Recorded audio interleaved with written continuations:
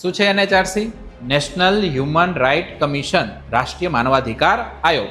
કે હવે રાષ્ટ્રીય માનવાધિકાર આયોગ છે એ તમને બંધારણમાં કોઈ આર્ટિકલમાં જોવા નહીં મળે, કારણ કે આ બંધારણીય સંસ્થા નથી, કે આ કાયદા દ્વારા બનેલી સંસ્થા છે.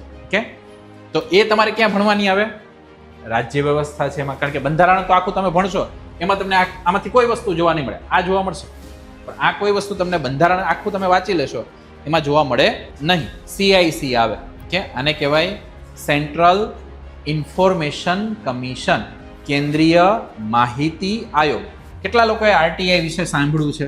રાઇટ ટુ ઇન્ફોર્મેશન, માહિતી અધિકાર અધિનિયમ. આપણા જૂની જે એડવર્ટાઇઝમેન્ટ આવતી ને જ્યારે 2005માં, આ 2005માં આવ્યો RTI નો કાયદો. કે તો એમાં બધી જગ્યાએ એડવર્ટાઇઝમેન્ટ ચલાવે સરકાર, કે એમાં સીધું તમે એડવર્ટાઇઝ ચાલુ થાય એટલે તરત પેલું સોંગ વાગે, મેરી બૂઢી માં કો જાનને કા હક હે.